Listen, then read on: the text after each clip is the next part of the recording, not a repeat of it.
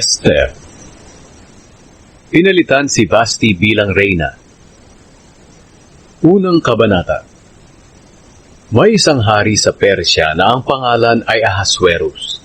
Nakatira siya sa palasyo niya sa lungsod ng Susa. Ang nasasakupan niya ay 127 probinsya mula sa India hanggang sa Ethiopia. Nang 3 taon ang paghahari niya, nagdaos siya ng malaking handaan para sa mga pinuno niya at sa iba pang lingkod sa palasyo. Dumalo rin ang mga pinuno ng mga kawal ng Persya at Media, pati na ang mararangal na tao at mga pinuno ng mga probinsya.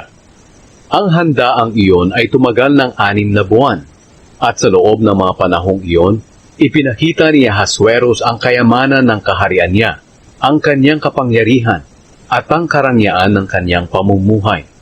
Pagkatapos noon, naghanda rin ang hari para sa lahat ng mga taga-Susa, mayaman man o dukha. Ang handaang iyon ay ginanap sa hardin ng palasyo ng hari at tumagal ng 1 linggo. Naglagay sila ng kurtinang puti at asul na tinalian ng panaling gawa sa telang linen na kulay ube at ikinabit sa mga argolya na pilak sa mga haliging marmol. Ang mga upuan ay yari sa ginto at pilak. Ang sahig naman nito ay may disenyong yari sa kristal, marmol, nakar, at iba pang mamahaling bato. Pati ang mga kopa na iniinuman ng mga panauhin ay yari sa ginto na iba't iba ang hugis at disenyo. Nagutos ang hari sa mga alipin niya na bigyan ng mamahaling alak ang mga panauhin niya hanggat gusto nila. Habang nagdadaos ng handaan ng hari para sa mga kalalakihan, nagdadaos din ng handaan si Reyna Vashti para sa mga kababaihan sa palasyo ni Haring Ahasuerus. At sa 7 araw ng pagdiriwang, masayang-masaya ang hari dahil sa labis na nainom. Ipinatawag niya ang 7 pinuno niya na may matataas na katungkulan na personal na nag-aasikaso sa kanya. Ito'y sina Mehuman, Biztha, Harbona, Bigtha, Abagtha, Zethar, at Karkas. Pagkatapos, ipinasundo niya si Reyna Vashti. Ipinasabi niyang isuot ng reyna ang kanyang korona para ipakita ang kagandahan niya sa mga pinuno at mga panauhin, dahil talagang maganda ito. Pero nang masabi ng mga lingkod sa reyna ang gusto ng hari, sinabi nitong ayaw niyang pumunta roon. Kaya nagalit ang hari sa kanya. Nakaugalian na noon ng hari na humingi ng payo sa mga pantas na siyang nakakaalam ng mga batas at kaugalian ng kaharian. Ang palagi niyang hinihinga ng payo ay sina Karshena, Shetar, Admata, Tarshish, Meres, Marsena, at Memucan. Sila ang 7 pinakamataas na pinuno sa kaharian ng Persya at Media at malapit sila sa hari. Nagtanong ang hari sa kanila, ayon sa batas ng kaharian ng Persya, ano ang dapat gawin kay Reyna Vashti dahil hindi siya sumunod sa utos ko sa pamamagitan ng aking mga lingkod? Sumagot si Memucan, mahal na hari, nagkasala po si Reyna Vashti, hindi lang sa inyo, kundi pati na rin sa mga pinuno ng kaharian ng Persya at Media, at sa mga mamamayan ng buong kaharian. Ang ginawa ni Reyna Vashti ay tiyak na malalaman ng lahat ng kababaihan sa buong kaharian, at gagayahin din nila iyon. Hindi rin sila magsisisunod sa asawa nila, dahil mga ngatuwiran sila na si Reyna Vashti nga ay hindi sumunod noong pinapapunta siya ng hari roon sa kanya. Kaya simula ngayon, maaring ito rin ang gawin ng mga asawa ng mga pinuno ng Persya at Media na makakabalita sa ginawa ng reyna. Kaya ang mangyayari, hindi na igagalang ng mga asawang babae ang kanilang mga asawang lalaki at magagalit ang mga ito sa kanila. Kaya kung gusto ninyo, mahal na hari, iminumungkahi namin na gumawa kayo ng isang kautusan na huwag nang magpakita pa sa inyo si Reyna Vashti at palitan ninyo siya ng reynang mas mabuti kaysa sa kanya. Ipasulat po ninyo ang kautusang ito at isama sa mga kautusan ng kaharian ng Persya at Media para hindi na mabago. At kapag naipahayag na ito sa buong kaharian, tiyak na igagalang ng mga babae ang mga asawa nila mula sa pinakadakila hanggang sa pinakaaba. Nagustuhan ng hari at ng mga pinuno ang payo ni Memucan. kaya sinunod niya ito. Ipinasulat niya ito at ipinadala sa lahat ng probinsya na nasasakupan ng kaharian niya, ayon sa kanilang wika. Sinasabi sa sulat na ang lalaki ang siyang dapat mamuno sa sambahayan niya. Naging reyna si Esther. Ikalawang kabanata. Nang mawala na ang galit ni Haring Ahasuerus, naalala niya si Vasti at ang ginawa nito, at ang kautusan na nilagdaan niya laban dito. Sinabi ng mga pinunong naglilingkod sa kanya, "Mahal na hari, bakit po hindi kayo maghanap ng magagandang dalagang birhen? Pumili po kayo ng mga pinuno sa bawat probinsya na sasakupan ng kaharian ninyo para maghanap ng magagandang dalagang birhen at dalhin dito sa lungsod ng Susa, sa tahanan ng mga kababaihan. Ipaasikaso ninyo sila kay Hegai na isa sa mga pinuno ninyong mataas ang katungkulan, na nangangalaga sa tahanan ng mga kababaihan. Siya na po ang bahalang magbigay sa mga dalaga ng mga pangangailangan nila para sa pagpapaganda. At ang dalaga pong magugustuhan ninyo ang siyang ipapalit ninyo kay Vasti bilang reyna." Nagustuhan ng hari ang payong ito, kaya sinunod niya. Nang panahong iyon, may isang Hudyo na nakatira sa lungsod ng Susa. Ang pangalan niya ay Mordecai, na anak ni Jair, na apo ni Shimei na anak ni Kish, na kabilang sa lahi ni Benjamin. Isa siya sa mga bihag ni Haring Nebuchadnezzar na dinala sa Babylonia mula sa Jerusalem, kasama ni Haring Jehoiakim ng Huda. Si Mordecai ay may pinsang dalaga. Nang ito'y maulila, inalagaan niya ito, pinalaki at itinuring na parang sarili niyang anak. Ang pangalan niya ay Hadasa, na tinatawag ding Esther.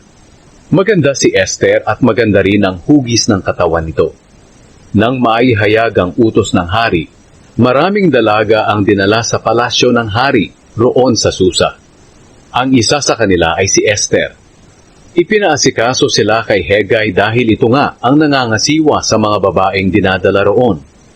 Tuwang-tuwa si Hegai kay Esther, kaya mabuti ang pakikitungo niya rito. Binigyan niya agad ng pagkain si Esther at ng mga kailangan nito sa pagpapaganda. Ipinili niya ito ng pinakamagandang kwarto at binigyan ng 7 katulong na babae. Hindi sinabi ni Esther na isa siyang Hudyo, dahil pinagbilinan siya ni Mordecai na huwag itong sasabihin. Araw-araw namang dumaraan si Mordecai malapit sa bakuran ng bahay na tinitirhan ng mga dalaga para malaman ang kalagayan ni Esther at kung ano na ang mga nangyayari sa kanya. Bago humarap ang isang babae sa hari, kinakailangang matapos niya ang 1 taon ng pagpapaganda. Sa unang 6 na buwan, magpapahid siya ng langis ng mira sa katawan, at sa susunod na 6 na buwan, magpapahid naman ng mga pabango at iba pang pampaganda. At bago siya pumunta sa hari, bibigyan siya ng anumang damit at alahas na gusto niyang isuot para sa pagharap sa hari. Pupunta siya sa hari pagsapit ng gabi, at kinabukasan, dadalhin siya sa tirahan ng mga asawa ng hari na pinamamahalaan ni Shaasgaz, na isa sa mga pinunong mataas ang katungkulan. Siya ang namamahala sa mga asawa ng hari. Walang sino man sa kanila ang makakabalik sa hari, maliban lang kung magustuhan siya at ipatawag ng hari.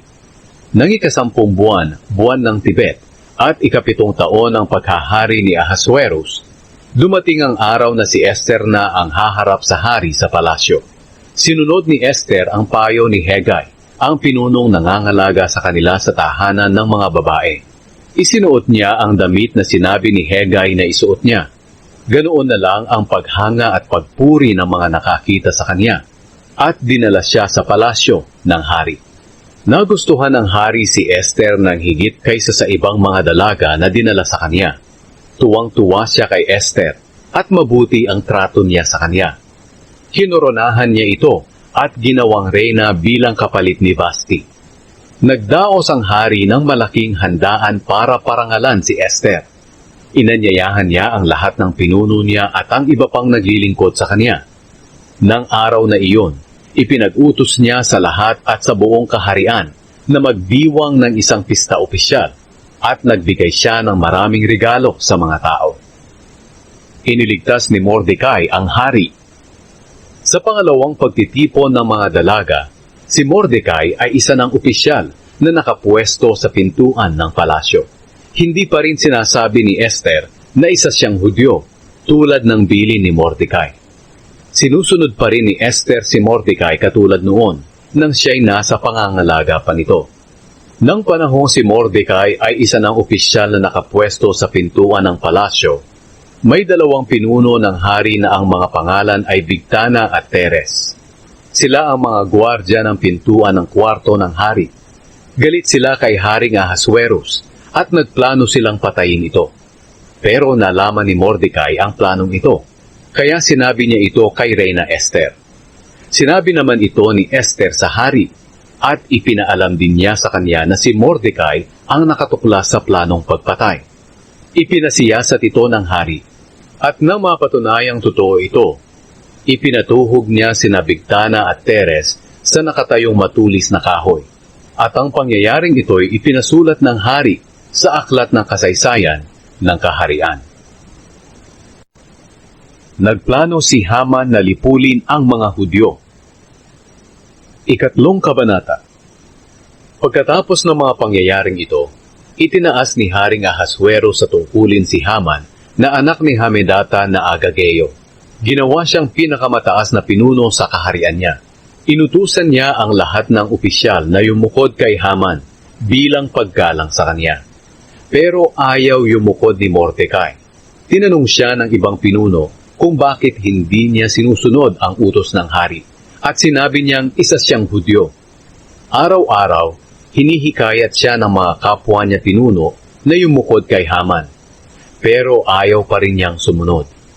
Dahil dito, isinumbong nila kay Haman si Mordecai para malaman nila kung pababayaan na lang siya sa ginagawa niya. Dahil sinabi niyang isa siyang Hudyo. Nang makita ni Haman na hindi yumuyukod sa kanya si Mordecai para magbigay galang, nagalit siya ng labis. At nang malaman pa niyang si Mordecai ay isang Hudyo, naisip niyang hindi lang si Mordecai ang ipapapatay niya, kundi pati na ang lahat ng Hudyo sa buong kaharian ni Haring Ahasuerus. Nang buwan ng Nisan, ang unang buwan ng taon, noong 12 taon ng paghahari ni Ahasuerus, nagutos si Haman na magpalabunutan para malaman kung ano ang tamang araw at buwan para ipatupad ang plano niya. Ang ginagamit nila sa palabunutan ay tinatawag nilang Pur, at ang nabunot ay ang 13 araw ng 12 buwan, ang buwan ng Adar. Sinabi ni Haman kay Haring Ahasuerus, "Mahal na hari, may isa pong grupo ng mga tao na naninirahan sa iba't ibang probinsya ng inyong kaharian at may mga sarili po silang kautusan na iba kaysa sa ibang bansa. Hindi sila sumusunod sa mga kautusan ninyo at hindi ito makakabuti para sa inyo kung pababayaan na lang sila. Kung gusto ninyo, mahal na hari, mag-utos kayo na patayin silang lahat at magbibigay po ako ng 350 toneladang pilak sa mga pinuno ng inyong kaharian at ilalagay nila ito sa taguan ng kayamanan ng hari." Pagkatapos, kinuha ng hari ang kanyang singsing na pantatak at ibinigay kay Haman na anak ni Hamedata na Agageo ang kalaban ng mga Hudyo. Sinabi ng hari sa kanya, "Sa iyo na lang ang pera mo, pero gawin mo ang gusto mong gawin sa mga Hudyo." Kaya noong 13 araw ng unang buwan, ipinatawag ni Haman ang lahat ng kalihim ng hari. Nagpagawa siya ng sulat sa kanila para sa mga gobernador ng mga probinsya, mga pinuno ng mga bayan, at sa iba pang mga pinuno sa buong kaharian sa kanilang sariling wika. Ang sulat ay ginawa sa pangalan ni Haring Ahasuerus at tinatakan ng singsing nito. Ang sulat na iyon ay ipinadala sa lahat ng probinsya ng kaharian sa pamamagitan ng mga mensahero. Nakasulat dito ang utos na sa loob lang ng isang araw ay papatayin ang lahat ng Hudyo, bata, matanda, lalaki at babae, at sasamsamin ang lahat ng ari-arian nila. Gagawin ito sa 13 araw ng 12 buwan, ang buwan ng Adar. Sa utos ng hari, mabilis na nagsialis ang mga mensahero para ihatid sa bawat probinsya ang kopya ng kautusan ng hari at ipinaalam ito sa mga tao para makapaghanda sila para sa araw ng pagpatay sa lahat ng Hudyo. At ang utos na ito'y ipinaalam din sa lungsod ng Susa. Habang nakaupo at nagiinuman ang hari at si Haman, nagkakagulo naman ang lungsod ng Susa dahil sa mga nangyayari. Humingi ng tulong si Mordecai kay Esther. Ika-4 na kabanata. Nang malaman ni Mordecai ang plano laban sa kanila, pinunit niya ang damit niya bilang pagpapakita ng kanyang pagdadalamhati. At nagsuot siya ng sako, naglagay ng abo sa ulo, at pumasok sa lungsod na umiiyak ng napakalakas. Pero hanggang doon lang siya sa labas ng pintuan ng palasyo, dahil hindi pinapayagang pumasok sa palasyo ang nakasuot ng sako. Ang mga Hudyo sa bawat probinsya na nakarinig sa utos ng hari ay nagsipag-ayuno, nag-iyakan ng napakalakas, at nanaghoy. Marami sa kanila ang nagsuot ng sako at humiga sa abo. Nang malaman ni Reyna Esther ang tungkol kay Mordecai sa pamamagitan ng mga alipin niyang babae at mga pinunong nangangalaga sa kanya, nalungkot siya. Pinadalhan niya ng damit si Mordecai para palitan ang kanyang suot na sako, pero hindi niya ito tinanggap. Kaya ipinatawag ni Esther si Hatak. Isa siya sa mga pinuno ng hari na itinalagang mag-asikaso sa kanya. Pinapunta niya si Hatak kay Mordecai para alamin kung bakit siya nagkakaganoon. Kaya pinuntahan naman ni Hatak si Mordecai sa plaza ng lungsod na nasa harap ng pintuan ng palasyo. Sinabi sa kanya ni Mordecai ang lahat ng nangyari at kung magkano ang ipinangako ni Haman na ibibigay sa taguan ng kayamanan ng kaharian ng Susa para patayin ang lahat ng Hudyo. Binigyan siya ni Mordecai ng isang kopya ng kautusan ng hari na ipinagbigay alam sa mga taga-Susa para ipakita kay Esther. Sinabihan din niya si Hatak na sabihing lahat kay Esther ang lahat ng nangyari at pakiusapan ito na pumunta sa hari upang magmakaawa para sa mga kalahi niya. Bumalik si Hatak kay Esther at sinabi ang lahat ng sinabi ni Mordecai. Pinabalik muli ni Esther si Hatak kay Mordecai at ipinasabi ang ganito. Alam ng lahat sa buong kaharian na ang sinumang lalapit sa hari sa loob ng kanyang bulwagan, lalaki man o babae na hindi ipinapatawag, ay papatayin. Maliban na lang kung ituturo ng hari ang kanyang gintong setro sa taong ito. At 1 buwan na akong hindi ipinapatawag ng hari. Pagkatapos na masabi kay Mordecai ang ipinapasabi ni Esther, ito naman ang ipinasabi niya kay Esther. Huwag mong isiping ikaw lang sa lahat ng Hudyo ang makakaligtas dahil sa palasyo ka nakatira. Sapagkat kahit na manahimik ka sa panahong ito, may ibang tutulong at magliligtas sa mga Hudyo, pero ikaw at ang mga kamag-anak mo ay mamamatay. Baka nga kaya ka ginawang reyna ay para mailigtas mo ang kapwa mo mga Hudyo. Ito naman ang ipinasabi ni Esther kay Mordecai. Humayo ka, tipunin mo ang lahat ng Hudyo na nandito sa Susa at mag-ayuno kayo para sa akin. Huwag kayong kumain o uminom sa loob ng 3 araw. Ako at ang mga alipin kong babae ay mag-aayuno rin. At pagkatapos, pupunta ako sa hari, kahit na labag sa batas. At kung papatayin man ako, handa akong mamatay. Kaya umalis si Mordecai, at ginawa niya ang ipinapagawa ni Esther. Nakiusap si Esther sa hari. 5 kabanata. Nang 3 araw, isinuot ni Esther ang kasuotan niyang pangreyna at tumayo sa bulwagan ng palasyo na nakaharap sa trono ng hari. Nakaupo noon ang hari sa trono niya at nakaharap siya sa pintuan. Nang makita niya si Reyna Esther, tuwang-tuwa siya at itinuro niya rito ang kanyang gintong setro. Kaya lumapit si Esther at hinipo ang dulo ng setro. Nagtanong ang hari sa kanya, "Ano ang kailangan mo, mahal na Reyna? Sabihin mo at ibibigay ko sa iyo kahit ang kalahati ng kaharian ko." Sumagot si Esther, "Mahal na hari, kung ibig po ninyo, inaanyayahan ko po kayo at si Haman sa hapunang ihahanda ko para sa inyo." Sinabi ng hari sa mga alipin niya, "Tawagin ninyo si Haman para masunod namin ang nais ni Esther." Kaya pumunta agad ang hari at si Haman sa hapunang inihanda ni Esther. At habang nagiinuman sila, tinanong ng hari si Esther, "Ano ba talaga ang kailangan mo?" Sabihin mo na dahil ibibigay ko sa iyo kahit ang kalahati ng kaharian ko. Sumagot si Esther, ito po ang kahilingan ko. Kung kalugod-lugod po ako sa inyo at gusto ninyong ibigay ang kahilingan ko. Minsan ko pa po kayong inaanyayahan at si Haman sa hapunan na ihahanda ko para sa inyo bukas. At saka ko po sasabihin ang kahilingan ko sa inyo. Nagplano si Haman na patayin si Mordecai. Nang araw na iyon, masayang-masayang lumabas sa palasyo si Haman. Pero nagalit siya nang makita niya si Mordecai sa pintuan ng palasyo na hindi man lang tumayo o yumukod bilang paggalang sa kanya. Ganoon pa man, pinigilan niya ang kanyang sarili at nagpatuloy sa pag-uwi. Pagdating sa bahay niya, tinawag niya ang mga kaibigan niya at ang asawa niyang si Zeres. Ipinagmalaki niya sa kanila ang kayamanan at mga anak niya, ang lahat ng pagpaparangal sa kanya ng hari, pati na ang pagbibigay sa kanya ng pinakamataas na katungkulan sa lahat ng pinuno at sa iba pang mga lingkod ng hari. Sinabi pa niya, hindi lang iyon. Noong naghanda ng hapunan si Reyna Esther, ako lang ang inanyayahan niyang makasama ng hari. At muli niya akong inanyayahan sa ihahanda niyang hapunan bukas kasama ng hari. Pero ang lahat ng ito'y hindi makapagbibigay sa akin ng kaligayahan habang nakikita ko ang Hudyong si Mordecai na nakaupo sa pintuan ng palasyo.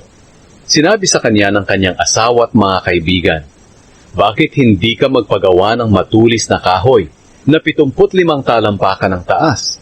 At bukas ng umaga, hilingin mo sa hari na ituhog doon si Mordecai para maging maligaya kang kasama ng hari sa inihandang hapunan. Nagustuhan iyon ni Haman, kaya nagpagawa siya niyon. Pinarangalan si Mordecai. Ika-6 na kabanata. Kinagabihan, hindi makatulog si Haring Ahasuerus, kaya ipinakuhan niya ang aklat tungkol sa kasaysayan ng kaharian niya at ipinabasa habang nakikinig siya. Nabasa ang bahagi ng kasaysayan tungkol sa pagkakatuklas ni Mordecai sa plano ni Bigtana at Teres na patayin si Haring Ahasuerus. Sina Bigtana at Teres ay mga lingkod ng hari. Sila ang gwardya ng pintuan ng kwarto ng hari. Sa nabasang iyon, nagtanong ang hari, anong gantimpala o parangal ang ginawa o ibinigay kay Mordecai dahil sa mabuting ginawa niya sa akin? Sinabi ng lingkod ng hari, wala po mahal na hari. Tamang-tama naman na ng oras ding iyon, papasok si Haman sa bulwagan ng palasyo para hilingin sa hari na ituhog si Mordecai sa matulis na kahoy na ipinagawa niya para dito. Nagtanong ang hari, sino ang nasa bulwagan? Sumagot ang mga lingkod ng hari, si Haman po. Kaya sinabi ng hari, papasukin ninyo siya rito. Nang naroon na si Haman, tinanong siya ng hari, ano ang mabuting gawin sa taong nais parangalan ng hari? Ang akala ni Haman ay siya ang tinutukoy ng hari na pararangalan. Kaya sinabi niya, ito po ang gawin niyo, mahal na hari. Ipakuhan niyo ang isa sa inyong mga damit na panghari na nasuot na, at ang isa sa mga sinasakyan niyong kabayo na may sagisag ng hari na nakasuot sa ulo nito.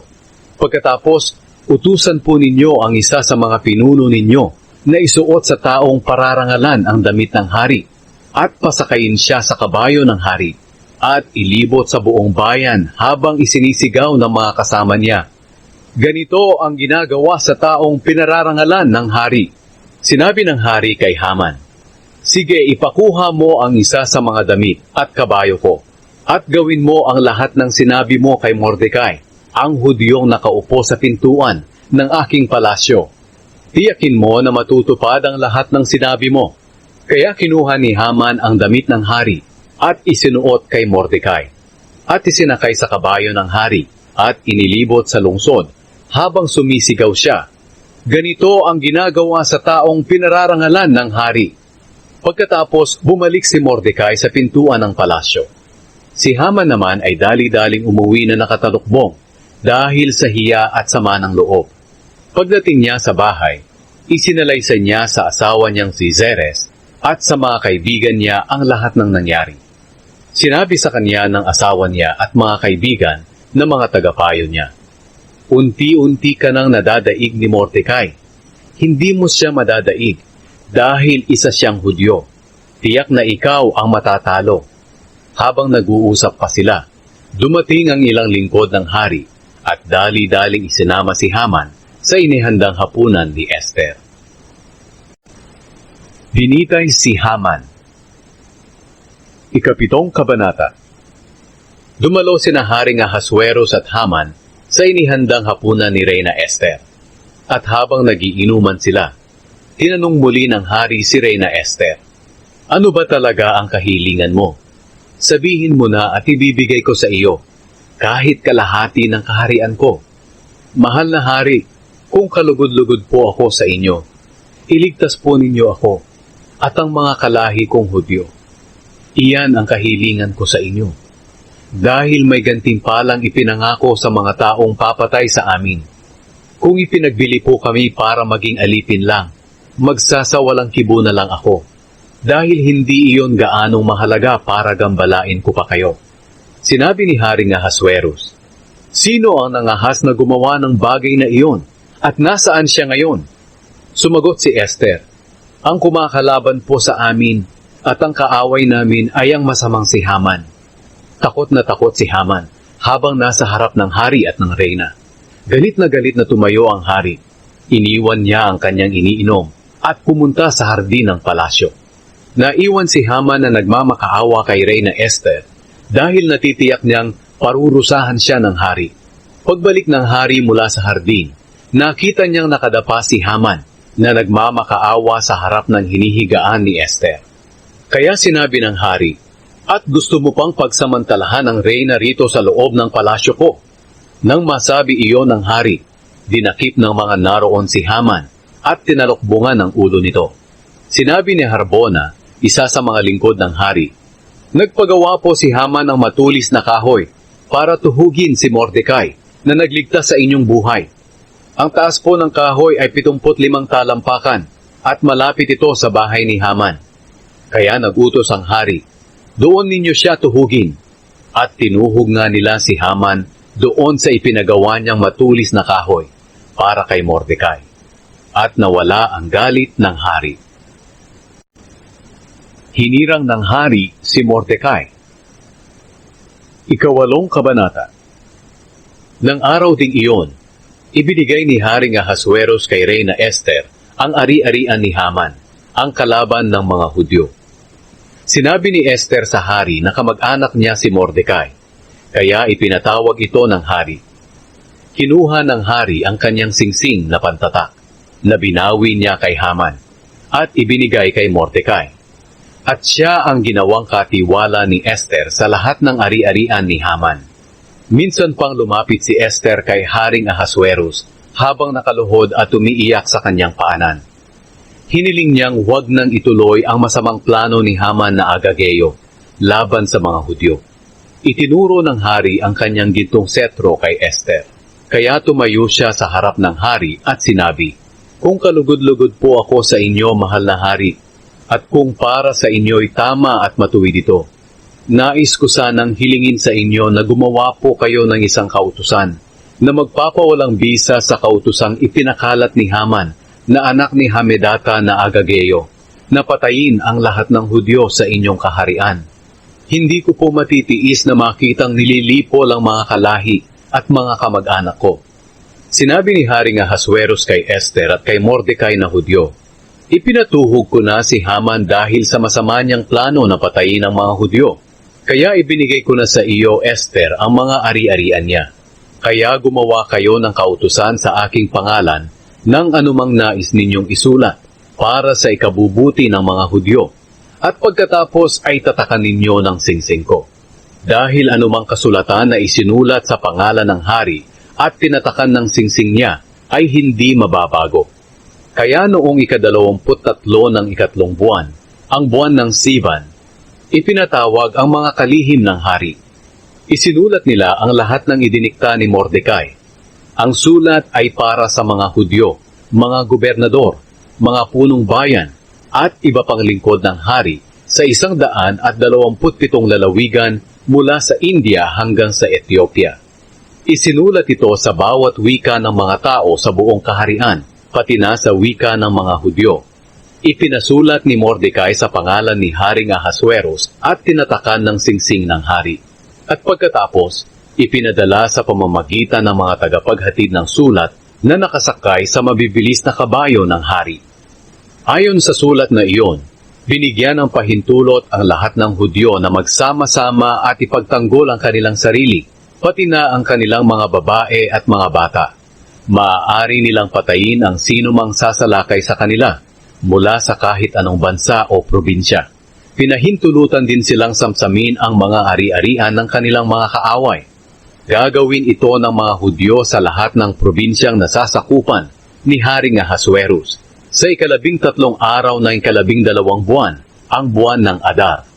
Ang sulat na ito'y ipapadala sa lahat ng probinsya bilang isang kautusan at dapat ipaalam sa lahat para makapaghanda ang mga Hudyo sa pagtatanggol ng kanilang sarili laban sa mga kaaway nila sa araw na iyon.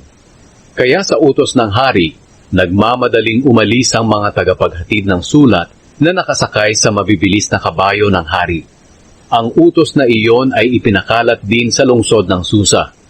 Nang lumabas si Mordecai sa palasyo, nakadamit siya ng damit panghari na puti at asul at nakabalabal ng pinong linen na kulay ube at may malaking koronang ginto sa kanyang ulo. Nagsigawan sa tuwa ang mga tao sa lungsod ng Susa. Labis ang katuwaan ng lahat ng Hudyo. Sa bawat lungsod o probinsya na naabot ng utos ng hari, tuwang-tuwa ang mga Hudyo at nagdiwang sila. At marami sa lupaing iyon ang naging Hudyo dahil sa takot nila sa mga Hudyo. Nadaig ng mga Hudyo ang mga kalaban nila. Ikasyam na kabanata. Dumating ang 13 araw ng 12 buwan ng Adar. Ito ang araw na ipapatupad ang kautusan ng hari. Sa araw na ito, inakala ng mga kalaban ng mga Hudyo na lubusan na nilang malilipol ang mga Hudyo. Pero kabaligtaran ang nangyari. Dahil sila ang nalipol ng mga Hudyo. Nang araw na iyon, nagtipon ang mga Hudyo sa kani-kanilang mga lungsod at probinsya na sakop ni Haring Ahasuerus para patayin ang sinumang mga has na sumalakay sa kanila. Pero wala namang nangahas dahil takot sa kanila ang mga tao. Tinulungan pa sila ng mga pinuno ng mga probinsya, ng mga gobernador at ng iba pang lingkod ng hari sa bawat lugar dahil natatakot din sila kay Mordecai. Sapagkat makapangyarihan na si Mordecai sa palasyo ng hari at tanyag na sa buong kaharian, at lalo pang nadadagdagan ang kanyang kapangyarihan. Pinatay ng mga Hudyo ang lahat ng kalaban nila ng araw na iyon sa pamamagitan ng espada. Ginawa nila ang gusto nila sa lahat ng nagagalit sa kanila. Sa lungsod lang ng Susa, 500 na lalaki ang napatay nila. Pinatay din nila sina Parshandata, Dalphon, Aspata, Porata, Adalia, Aridata, Parmasta, Arisai, Ariday, at Vaisata na mga anak ni Haman na kalaban ng mga Hudyo at anak ni Hamedata. Pero hindi sinamsam ng mga Hudyo ang mga ari-arian ng mga kalaban nila. Nang araw ding iyon, napag-alaman ng hari ang dami ng mga pinatay sa lungsod ng Susa. Sinabi ng hari kay Reyna Esther, "Sa Susa pa lang 500 na lalaki ang pinatay ng mga Hudyo, at pinatay din nila ang 10 anak ni Haman. Ano kaya ang nangyari sa ibang lungsod at probinsya? Ano pa ngayon ang gusto mong hilingin at ibibigay ko sa iyo?" Sinabi ni Esther, "Mahal na hari, kung gusto po ninyo, payagan ninyong ipagtanggol pa ng mga Hudyo rito sa Susa ang kanilang sarili hanggang bukas, tulad ng ginagawa nila ngayon. At ituhog sa nakatayong kahoy ang mga bangkay ng 10 anak ni Haman." Kaya nag-utos ang hari na gawin ang kahilingan ni Esther. Ipinaalam sa mga taga-Susa ang utos ng hari at ibinigay ang mga bangkay ng 10 anak ni Haman. Kinaumagahan, 14 na araw ng buwan ng Adar, nagtipong muli ang mga Hudyo na nasa Susa at nakapatay pa sila ng 300 lalaki. Pero hindi rin nila sinamsam ang mga ari-arian ng mga kalaban nila. Pero noong 13 araw ng buwan ng Adar, nagtipon ang mga Hudyo sa iba't ibang probinsya ng kaharian para ipagtanggol ang kanilang sarili sa mga kalaban nila. At nakapatay sila ng 75,000 tao, pero hindi nila sinamsam ang mga ari-arian nito. Kinaumagahan, 14 na araw ng buwan ng Adar, nagpahinga sila at nagdiwang ng pista. Pero sa Susa, patuloy pa ang pagpatay ng mga Hudyo sa kanilang mga kalaban. At nang 15 araw ng buwan ng Adar, nagpahinga sila at nagdiwang ng pista. Ito ang dahilan kung bakit ang mga Hudyong nasa probinsya ay nagdiriwang ng pista sa 14 na araw ng buwan ng Adar. Sa araw na iyon, nagbibigayan sila ng mga regalo. Ang pista ng Purim. Isinulat ni Mordecai ang lahat ng nangyari at nagpadala siya ng sulat sa lahat ng Hudyo sa malalayo at sa malalapit na probinsyang nasasakupan ni Haring Ahasuerus. Sa sulat na ito, sinabi ni Mordecai sa mga Hudyo na dapat alalahanin nila at ipagdiwang ang 14 at 15 araw ng buwan ng Adar. Ito'y para alalahanin ang araw na nakaligtas sila sa mga kalaban, na ang kalungkutan nila ay naging kaligayahan, at ang kanilang iyakan ay naging kasayahan. Kaya sinabi sa kanila ni Mordecai sa sulat na dapat magdiwang sila ng pista, magsaya sa araw na iyon, at magbigayan ng mga regalo sa isa't isa at sa mahihirap. Sinunod ng mga Hudyo ang utos ni Mordecai na patuloy nilang ipagdiwang ang pistang iyon sa bawat taon. Ang dahilan kung bakit may pista ng Purim. Si Haman na anak ni Hamedata na Agageo, na kalaban ng mga Hudyo, ay nagplanong patayin ang lahat ng Hudyo. Nagpalabunutan sila para malaman kung kailan isasagawa ang pagpatay. Ang uri ng palabunutan na ginamit ay tinatawag na pur. Pero nang malaman ng hari ang planong ito sa pamamagitan ni Reyna Esther, nagpasulat ang hari ng isang utos na ang masamang plano ni Haman laban sa mga Hudyo ay gawin kay Haman at sa mga anak nitong lalaki. At iyon nga ang nangyari. Ito ang dahilan kaya tinawag ang pistang iyon na Purim, na mula sa salitang pur, na ang ibig sabihin ay palabunutan. At dahil sa sulat ni Mordecai at ayon sa karanasan nila, nagkasundo ang mga Hudyo na ipagdiwang nila ang 2 araw na iyon taon-taon, katulad ng sinabi ni Mordecai, at napagpasyahan din nilang ipagdiwang ito ng kanilang angkan at ng lahat ng naging Hudyo.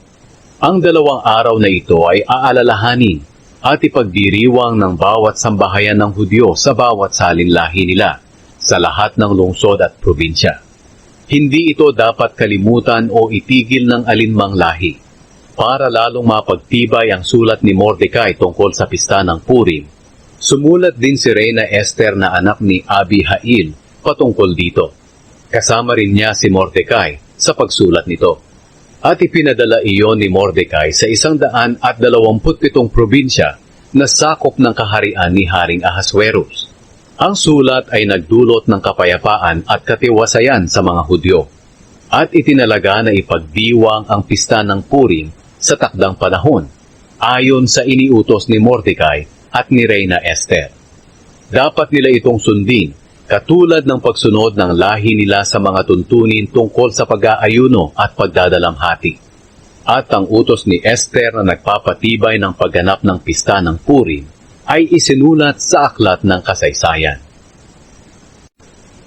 Ang kapangyarihan ni Haring Ahasuerus at Mordecai. 10 Kabanata. Pinagbayad ni Haring Ahasuerus ng buwis ang lahat ng mamamayan sa buong kaharian niya, pati na ang nakatira sa mga isla. Ang kapangyarihan ni Haring Ahasuerus at ang lahat ng ginawa niya, pati na ang pagtataas niya ng katungkulan kay Mordecai, at ang malaking karangalang ibinigay niya rito ay nakasulat lahat sa aklat ng kasaysayan ng hari ng Media at Persya. Si Mordecai ay pangalawa kay Haring Ahasuerus. Tanyag siya sa mga kapwa niya Hudyo at iginagalang nila, dahil ginagawa niya ang lahat para sa ikabubuti ng mga kalahi niyang Hudyo, at siya ang nakikiusap sa hari kapag mayroon silang kahilingan.